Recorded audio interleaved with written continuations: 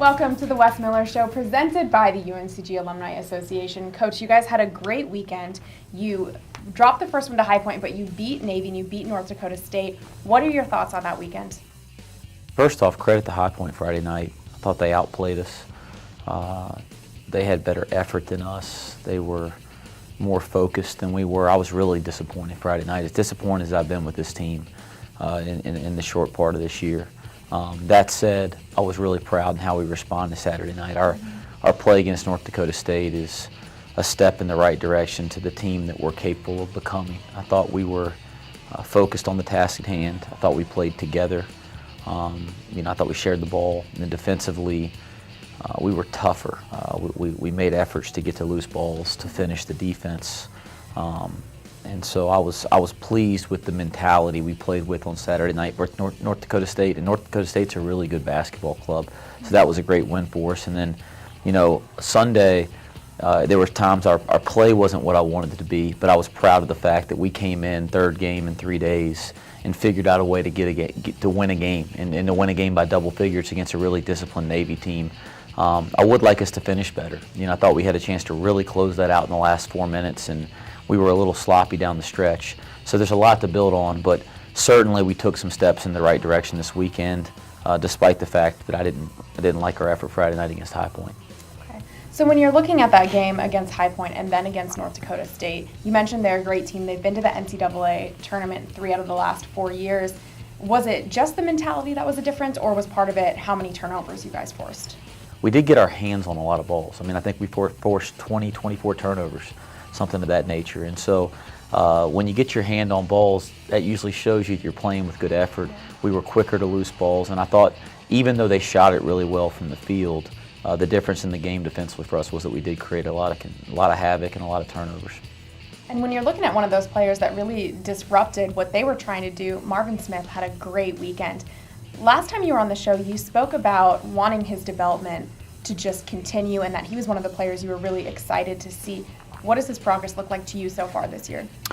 Well, I was really tough on him Friday after our game against High Point, and he didn't play any worse than anybody else. But I called him in on Saturday morning, and I was really tough on him and really challenged him to go out and set a tone for who we are as a team defensively, who we are on a possession-to-possession basis. And I thought he just sold out for our team. I can't tell you how many times he hit the floor against North Dakota State, because I didn't count. But if I was counting, it might have been 10 or 12. It seemed like every time there was a 50-50 ball, he was the first guy to it, and he really set a tone for who we needed to be to win that game. So I was really proud of that.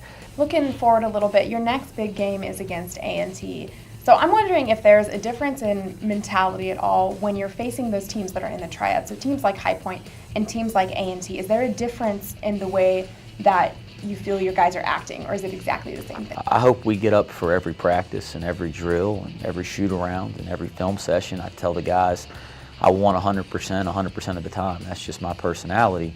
But I do think you should get a little extra excited for a local game that's got means a little something more, a little rivalry and that type of thing. But you got to take that excitement and channel it in the right way. And sometimes we lose our discipline in those games. Sometimes I think we get focused on the wrong stuff. That said, we better learn how to handle big moments and important moments and moments that we're excited. And so we have another opportunity to do that next week when we play North Carolina A&T. And switching up a little bit, it is almost Thanksgiving. And so you have a lot of players that maybe are away from home for the first time, or international players that are really far from their family. Is there anything that you guys do, any type of team tradition, to kind of celebrate that holiday and make the team feel like a family? Yeah, my wife Ashley, she does a great job, and she really looks forward to it every year. She cooks for our entire team. It is really nice to get the whole team together and celebrate. I know it's difficult from being a college player myself and not being home for Thanksgiving. It's difficult not to be with your family and go through your family traditions, but we hope people feel like they're a part of their UNCG family when they're here with us over the holidays.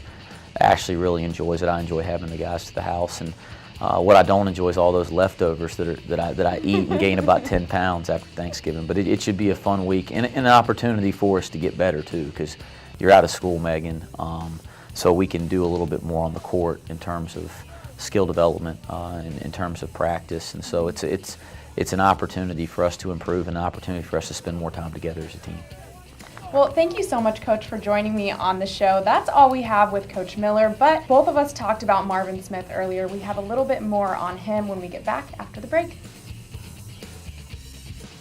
Hi, I'm Barbara Corcoran.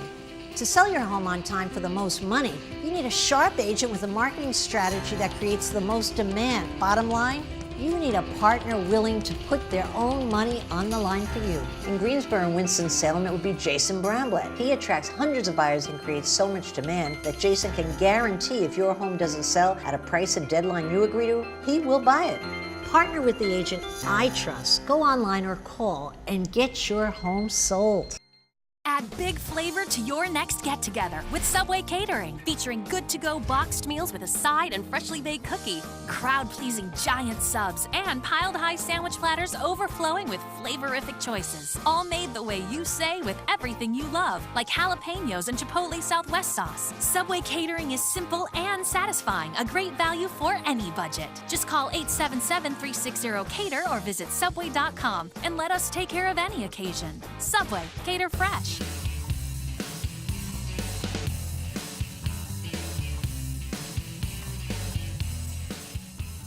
Most college basketball players have never been cut from a team. Not Marvin Smith, though. The 6'6" forward was cut not once, but twice. First as a 7th grader, and then again his freshman year in high school. It was just the hurt behind getting cut my 9th grade year. I had dealt with a bunch of other things that 9th grade year. During that time, I just noticed myself picking the basketball out more and more and wanting to play it more and more.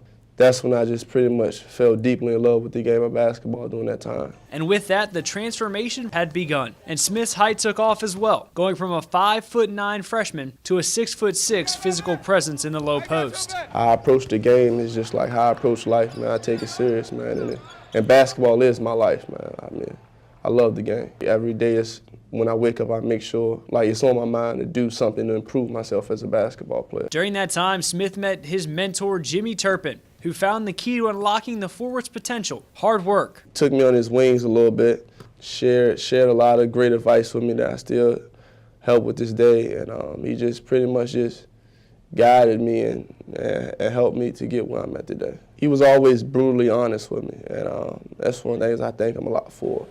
If I was doing something wrong, or if I was like not working hard, or he feel like I could go harder, or I was slacking, he was brutally honest with me, and I appreciate him for that.